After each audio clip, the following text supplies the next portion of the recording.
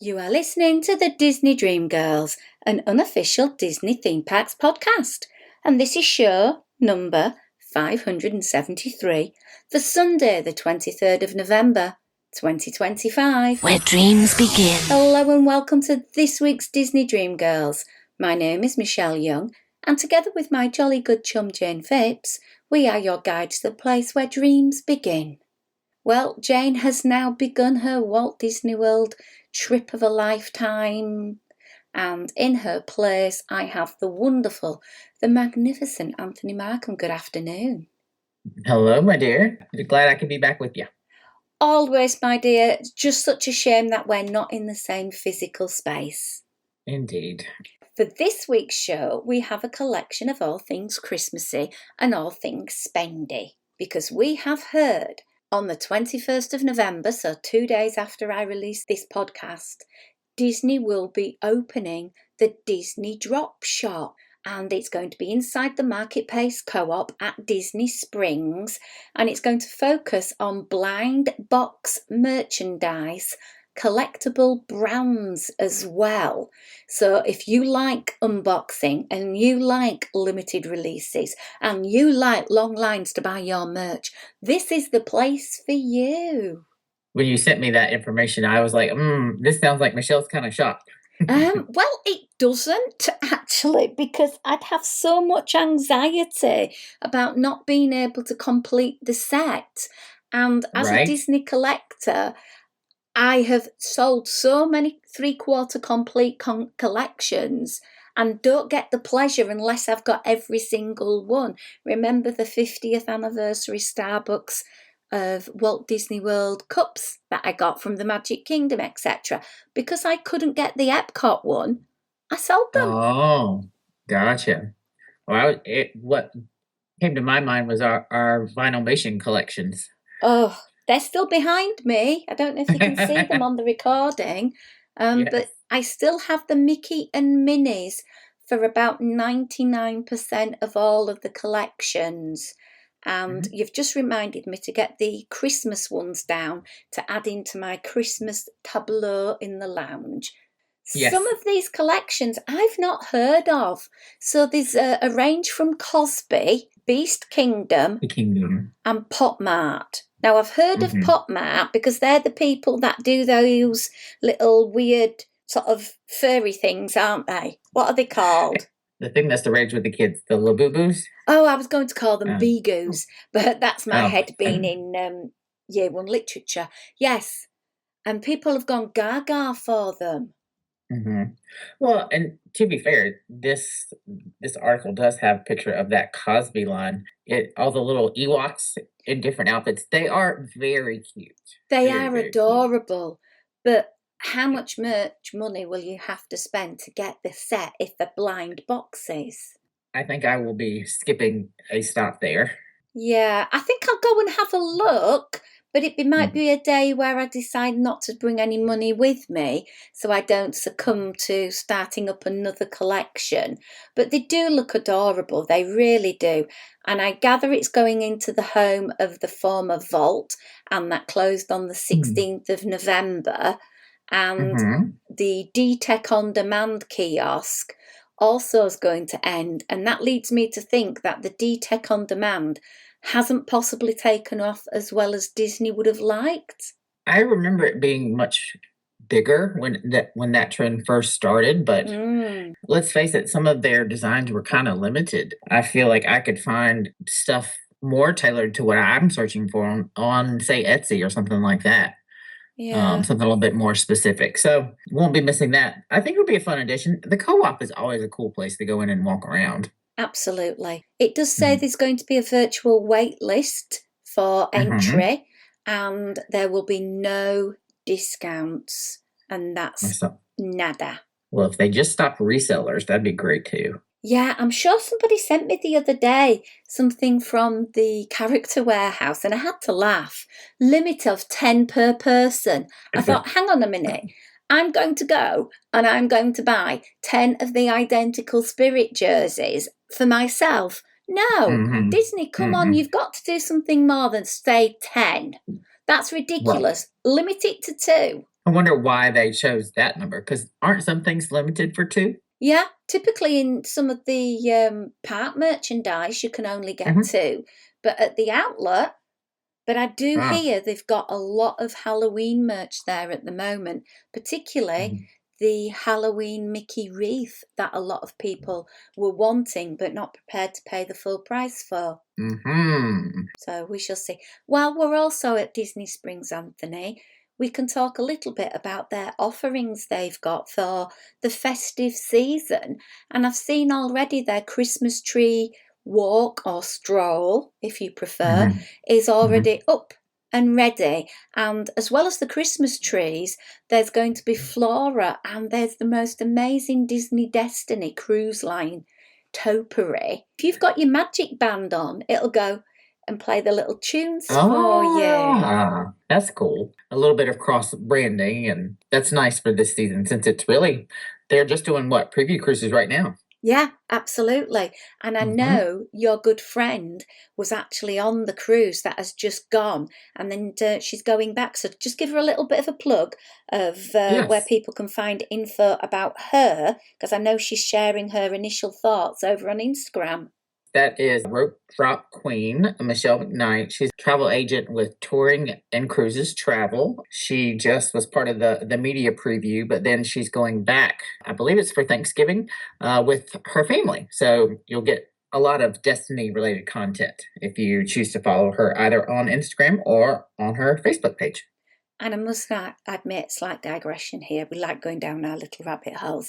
I was watching a vlog last night going through and touring the ship, and I imagine there's some Marvel fans right now going absolutely all out wanting to make it happen, because the Marvel touches look phenomenal. Did you see how it's almost like their version of the Kiss Goodnight? At midnight, they play the Wakandan theme song in the Great Hall, which has the statue, and it has all the purple lighting effects that's familiar to fans from the movies. That looks so cool. Yeah. So I imagine that's going to be a holy mecca for a lot of people. We know, David, that you will be wanting to get onto the Disney Cruise Line to experience some Marvel in the very, very near future, because it does look really good. I think for me, who's not as big a Marvel fan, I'd be probably hanging out in the Haunted Mansion bar or Cruella's. I think that's going to be my sweet spot on the ship. Both those places look lovely. They do. I must admit, though, Cruella's was a lot smaller than I imagined. Right? The concept art made it look much more almost like a performing venue, whereas in reality, it looks like a slightly larger than a bedroom.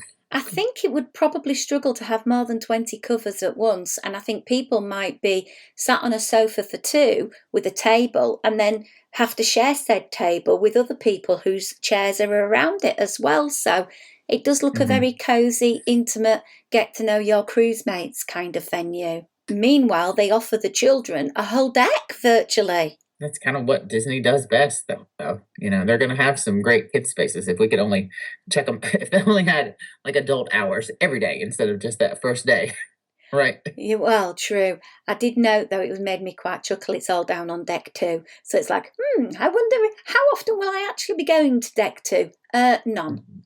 None. Well, maybe to check out It's a Small World Nursery and go on the slide.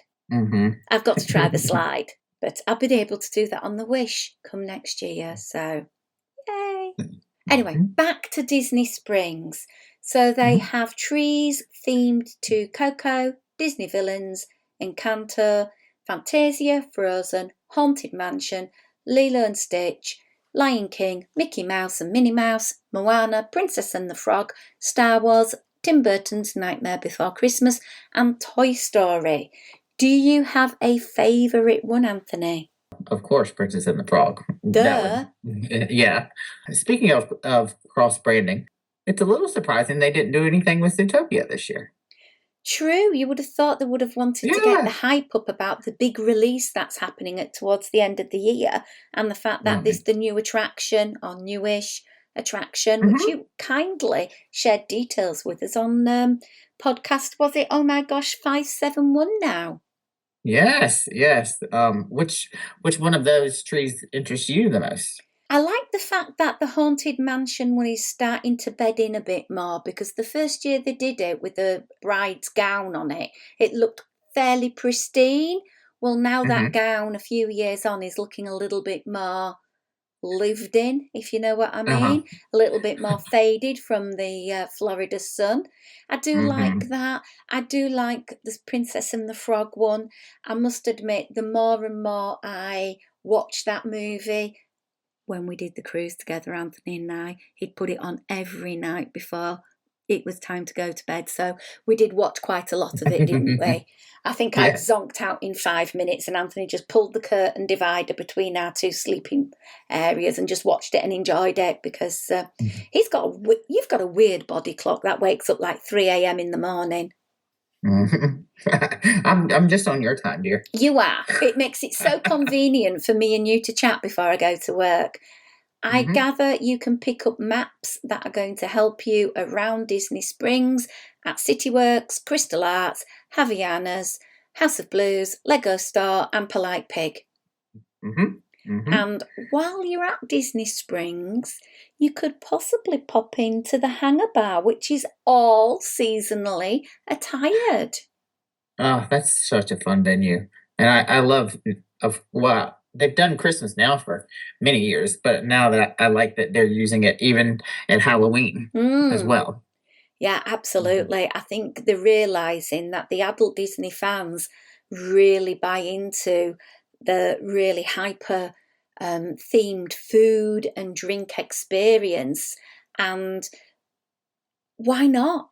It's absolutely fabulous. And for me, I could quite easily spend a whole day at Disney Springs just walking around, stopping, having a beverage, grabbing a snack, moving on, doing some shopping.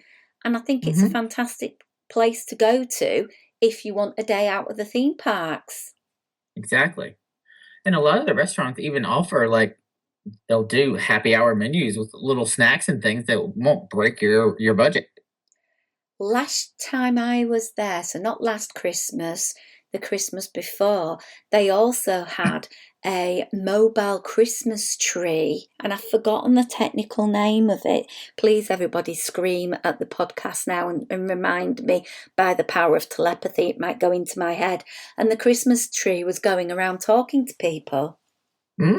That's cool. It was so Um, fun, very reminiscent of Push, RIP. yes. Don't they still have them like the mobile piano player Yes, too? yes, they Yeah. do. I know a lot of times on the weekends they'll have performances on the stage. A friend here in North Carolina, she is going down to watch her granddaughter perform.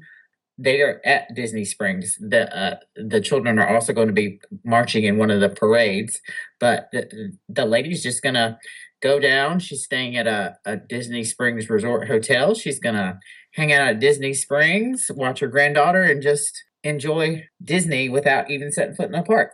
Wow, Mhm. fantastic. If you are interested about the evolution of Disney Springs and want to find out about the history and the backstory, can I highly recommend a YouTube channel to everybody, which I came across it through my lovely friend Tom Ruddock, and it is called The Mouselets, and they do deep dives into different elements of Disney, and they have new shows, I believe, every Monday. Give them a check out. I absolutely adore the attention to detail that they go into. I've seen a couple of their videos. They are very informative. Yes. Right, well, we're going to leave Disney Springs. Finally, Anthony says, and we're now going to talk a little bit about Christmas at Disney without buying a park ticket. Can it be done? Can you get a fantastic Christmas experience with all those Christmas feels without actually stepping foot inside a theme park?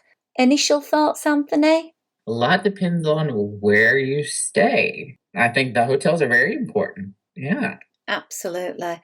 One of the things that has constantly been on my mind since I did the Christmas trip a couple of years ago is to go back, but not to have a park ticket, because at the moment park tickets in the UK are running at round about £550. And admittedly, that'll give you 14 days, but it is a big chunk of money. Mm-hmm. And I know in the United States, if you were going for 14 days, it would cost you guys a lot more money than that. But I still do think it's a lot of money. So I was trying to think about, could I justify getting a flight and staying at the cheapest Disney resort and spending my vacation time of, say, a week of going around the different areas, different resorts, Disney Springs, and maybe visiting some American Florida highlights as well, to give me all that Christmas feeling without going into the parks. And I suppose my mind straight went Thor, visiting the Art of Animation and Pop Century resorts, because just like the theming there, it's very colourful, it's very bright, it's very in your face, it's very Disney. They do go all out on their trees, and I love the fact it's a big white tree with all sorts of colourful, bright baubles and bright goodies. I definitely enjoy their decor. It's, in some ways, it reminds me of kind of some of the motifs that's over at Hollywood Studios, that little bit retro. This is going to come out weird, but garish, very bright and super colorful and almost loud with their colors. It's very nostalgic for me as a child of the 70s.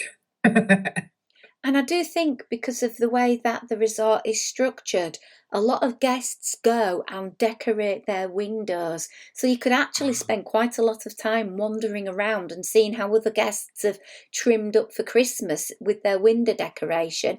And on top of that, if that's just not enough, they have some gingerbread display contests as well, and some fun bits and pieces you can get involved with in the lobby on some nights each week as well. Oh yes, I'm sure they have some good Christmas themed crafts for the kids. But it's an easy hop on the Skyliner and boom, you're on to see other resorts as well. True. I suppose another one that I always love to go to is the Polynesian, but it doesn't really do a great deal for Christmas. No, and it's very subtle.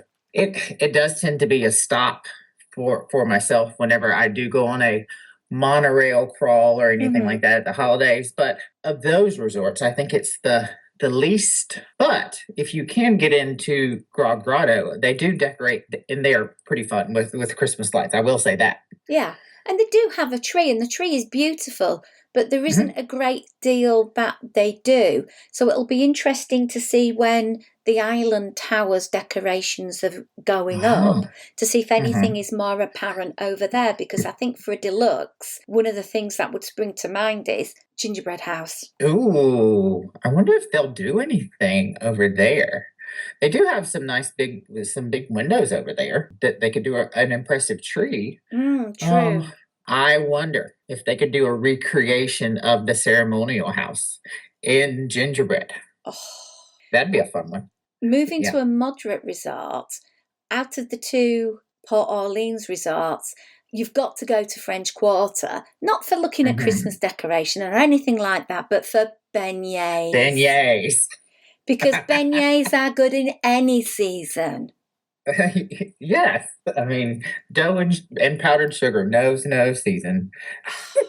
Add a little bit of sugar and something nice. Oh, I'm there. I'm sold.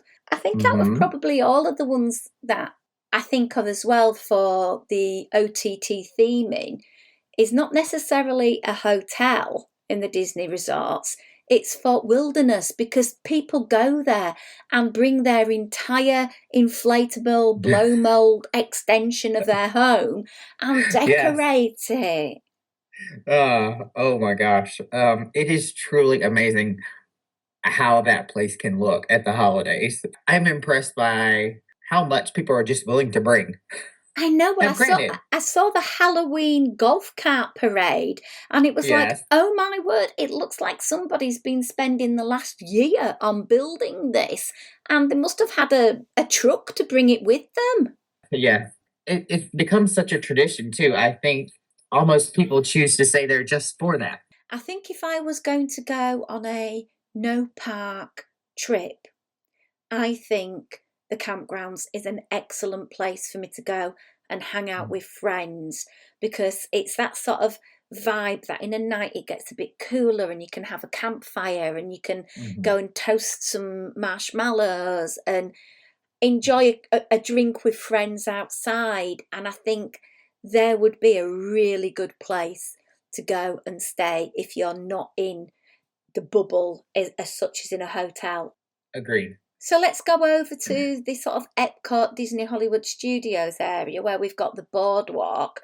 And I will say from experience, they do go cray cray over there. But in the best kind of cray cray. Oh, absolutely. The boardwalk in Christmas decorations started on the 19th, and you have the fabulous gingerbread house. Oh, my word. Beach Club. There you go. Boop. Right across. Yep. And I mean, there's so much to do right in that area along Crescent Lake anyway. That'd be a great place for a non-park stay. Yeah, because even just walking through the lobby and seeing the carousel going round and round and round, it is so wonderful. And the smell of gingerbread just gets you to begin salivating. Fabulous. Let me see, where else haven't we talked about? Well, slight bit of a poo-poop this year because we've got the Perch, but we've not got a gingerbread house over at the Grand Floridian. Boo-hoo Disney. Perch is underwhelming. I can't wait till more people try that one. But anyway. Yeah, it is a real big, massive shame because I remember going and smelling the gingerbread and it's wonderful. Okay, we've called it the Perch. It's actually Birdcage Bar, but I think Perch is for Mr. Trick and calling it that anyway. So yeah. So we've mentioned Yacht and Beach Club. Oh, the two random ones here then. Animal Kingdom Lodge. That's my favorite, honestly. Yeah. Gingerbread animals look amazing. That was such a great addition. But those trees, those have been fabulous for decades. And there's nothing quite like, I know you make fun of the time that I get up in the morning, but there's nothing like the serenity of coming out off one of the super long hallways and into that massive space. And it's just the beautiful tree that's 5 stories tall. And it's just stunning. The Animal Menagerie is fab.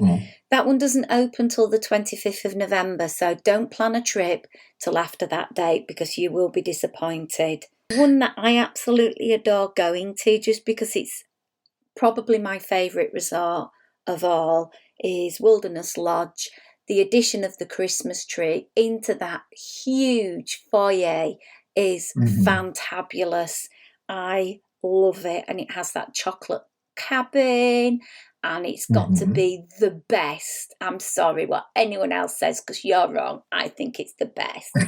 They have a 60-foot tree. It's gorgeous. It really is.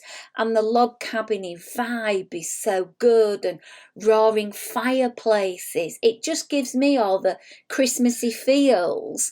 And it must have the world's best air conditioning, because inside, despite that roaring fire, you don't melt even when it's 90 degrees outside. True. So I absolutely adore it. However, there's one place we've not discussed. What's that, dear? And the Swan and Dolphin. Now, for my 2023 Christmas trip, I stayed at the Dolphin, and I must say I was a little bit underwhelmed.